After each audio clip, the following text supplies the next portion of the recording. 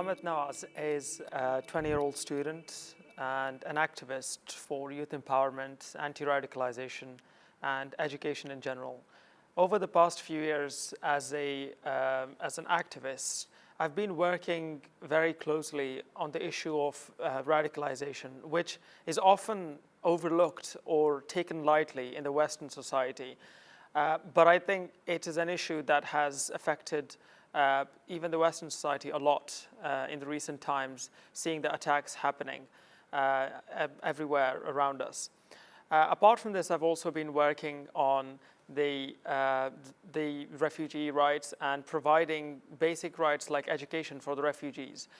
So a part of this campaign was building a school for the refugees in Lebanon, the Syrian refugees who cross over to Lebanon. And we built a school there for those refugees so that whilst they're in the refugee camps, they can go to schools and get some education.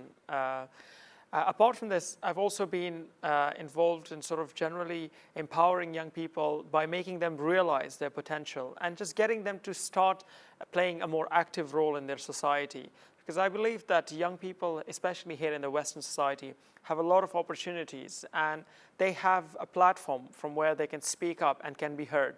So I believe they should be using these platforms to make a difference, to sort of start to solve some problems in their societies and do something for the wider society, for the world. And that's why I've been focused on the empowerment of young people and making them from bystanders, turning them from bystanders to upstanders and to sort of active change makers. And yeah, that is what I've been focusing on for the last few years after the attack. And I'm very proud that I've been doing this, and I hope to continue this for the future, for the foreseeable future.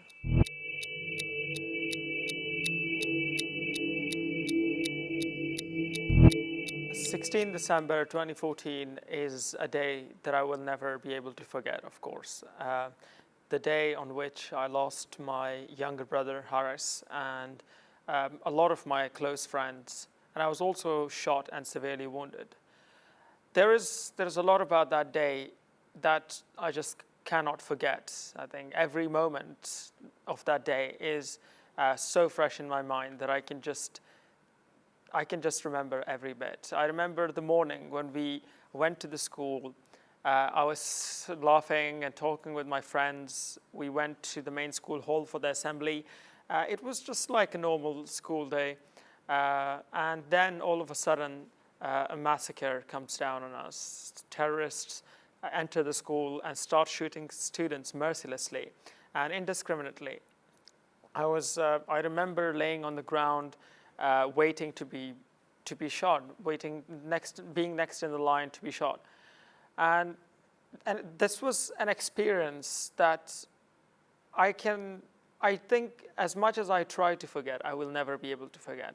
Because seeing not just the terrorists enter the school and start shooting children, but seeing my friends being killed mercilessly in front of my eyes is just unforgettable and scarring for especially a 14-year-old at that time.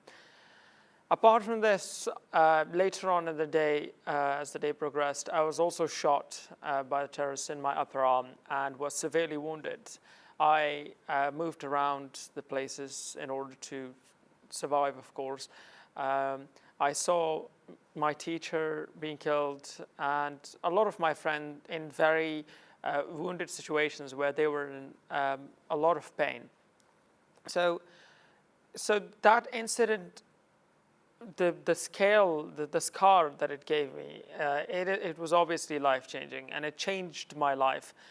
It changed my life for the positive in the way that it made me realize that these sort of incidents happen all around the world. A lot of terrorist incidents happen. A lot of people lose their children, their brothers, their sisters, and their families generally. And I thought to myself that needs to stop. Wherever that is happening, we need to stop it. Someone needs to stop that. And that was the post-massacre sort of like thought that just came to my mind. I was just like, okay, this is the time. Now I need to be the one, at least. I need to start to make sure that those sort of things do not happen to anyone else. And that is when I embarked on my journey to bring peace in this world, to make sure that no one has to suffer from that, and to make sure that not just that there is an absence of violence and terrorism, but also that everyone is given opportunities that they deserve to excel in life.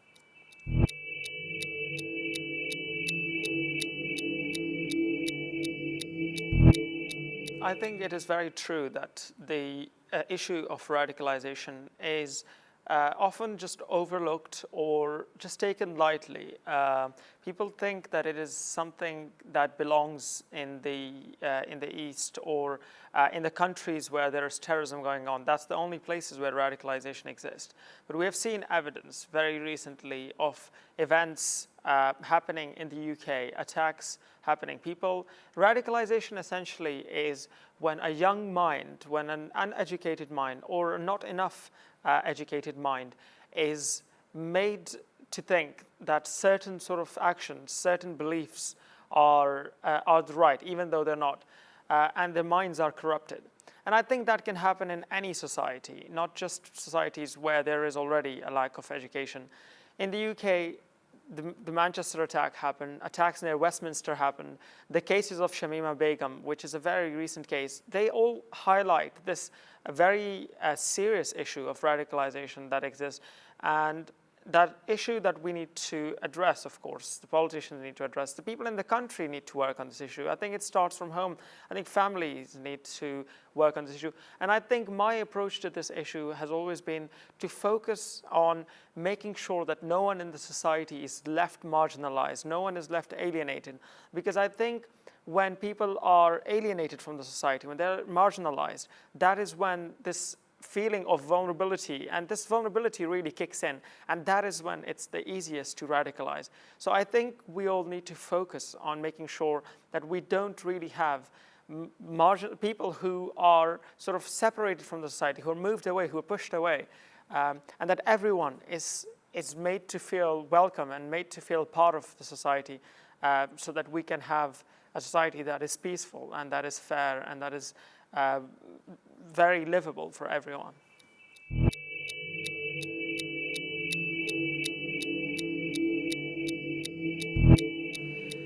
I think peace, usually people define it as just the absence of violence. But I think it is a lot more than that. I think peace is not just getting rid of violence and terrorism. That is, of course, a big part of it. But I think peace is also about making sure every person in the society is given opportunities. Every person in the society is considered in the decisions that are made for that society. And I think when we leave people behind, we cannot reach a very peaceful society. So I think the definition of peace is very broad. It's not just the absence of violence. It encompasses a lot of things, such as making sure that every person in the society is taken care of and that we all move forward as a group, as a society, and not just as individuals. And that is when we will be able to achieve a proper prosperity and peace in a society.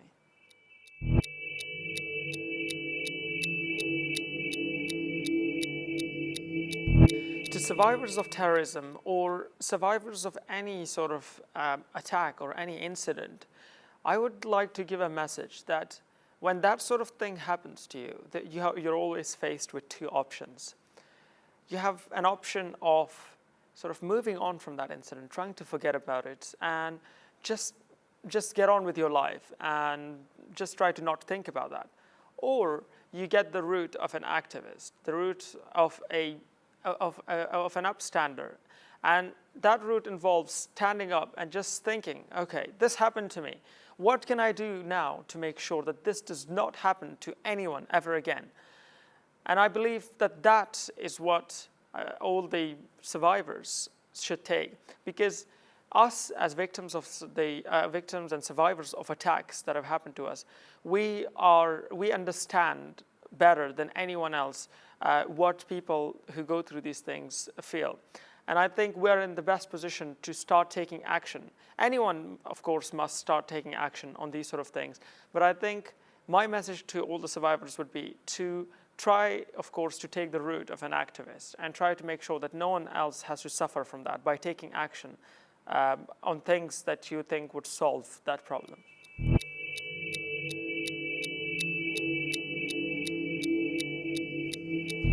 I think it has been, it wasn't to begin with very easy. Speaking about these experiences, of course, it was a very scarring experience. I was only 14 years old when this happened to me. I started speaking out about it when I was 15, a year after the incident, when it was still very fresh, and it is still very fresh. It's been 6 years since the attack. But I think one thing that makes me always feel better and that helps me move forward is knowing that by sharing this experience and by fighting to make sure nothing like this ever happens again, I can potentially save lives and in fact take the revenge for the attack that happened on me and make sure that more people live in a more peaceful world and not have to go through that. And I think knowing that I'm making some sort of difference and I may potentially be saving some lives is a very great feeling that I think sort of helps me cope with this trauma, and it sort of trumps the toughness of sharing this experience with people. And in fact, like at this point, I enjoy speaking to people, not just particularly about the experience, but about the ways in which they could get involved and they could start doing something to make this world a better place for the people that live around them and for themselves.